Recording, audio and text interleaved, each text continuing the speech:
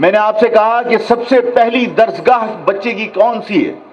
تو وہ ہے ماں کی گود، جہاں ماں اپنی گود میں بچے کو بٹھا کر حرام حلال سکھاتی ہے، پاکی ناپاکی کا احساس دلاتی ہے، اپنے بچے کو بتاتی ہے کہ تمہارے نانا کون تھے، تمہارے دادا کون تھے، تمہیں یہ سکھاتی ہے ماں کہ کیا چیز اچھی ہے اور کیا چیز بری ہے۔ ماں بچے کا ضمیر بناتی ہے۔ اگر ہم آج یہ کہتے ہیں کہ نہیں، یہ ہمارا ضمیر اس بات کی اجازت نہیں دیتا کہ ہم یہ کام کریں، ہم اگر حرام سے بچنے کی کوشش کرتے ہیں، ہمارا ضمیر ملامت کرتا ہے، تو وہ ضمیر کس نے بنایا؟ میری قوم کی ماؤں نے۔ ماں کی گود سب سے پہلی درسگاہ ہوتی ہے۔ میں آج آپ لوگوں سے ایک درخواست کرنا چاہتا ہوں، آپ کو ایک ذمہ داری دینا چاہتا ہوں۔ کیا آپ کو کوئی ذمہ داری دی جا سکتی ہے؟ آپ کو کوئی ذمہ داری دی جا سکتی ہے؟ میں آپ کو ایک ذمہ داری دینا چاہتا ہوں کہ میری قوم کی مائیں، میری قوم کی بہنیں وہ آج فیصلہ کر لیں کہ ہم اپنے گھر میں اپنے بچوں کی تربیت کریں گے، ہم اپنے بچوں کو تاریخ سکھائیں گے، ہم اپنے بچوں کو حقائق بتائیں گے، ہم انہیں بتائیں گے کہ ہم کس کی اولاد ہیں۔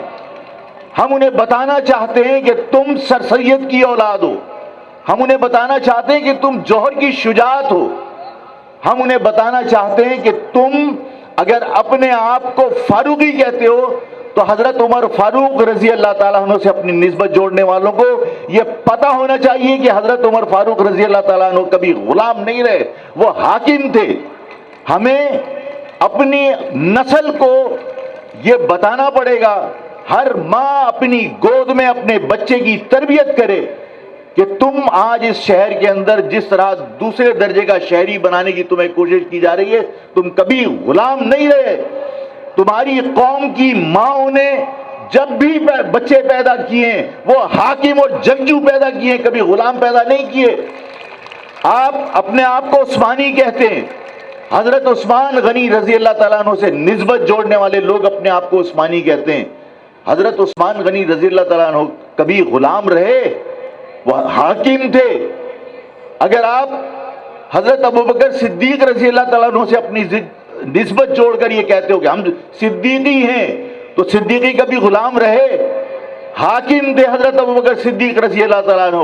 جو لوگ اپنے آپ کو سید کہتے ہیں، کیا کبھی سید جو اپنے آپ کو حضرت علی کی نسبت سے جوڑتے ہیں، حضرت علی کبھی غلام رہے؟ حاکم تھے۔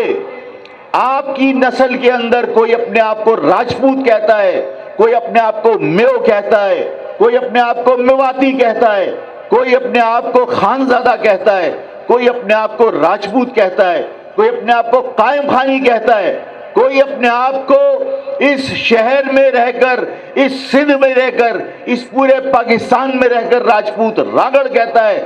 میں ان سب کے بارے میں آپ کو یہ بتانا چاہتا ہوں، اور میں چاہتا ہوں کہ میری مائیں اپنی گود میں اپنے بچوں کی تربیت کریں کہ یہ تمہاری قوم جن لوگوں پر مشتمل ہے، یا تو وہ حاکم تھے یا وہ جنگجو تھے، کبھی غلام نہیں رہے۔ تمہاری قوم کی، تمہاری نسل کے اندر کوئی غلام نہیں رہا۔ اور حاکموں کی اولادیں، جنگجوؤں کی اولادیں کبھی کسی کی حاکمیت، کبھی کسی کی غلامی خدا نہ کرے برداشت کرنے کو تیار ہو سکتی ہیں؟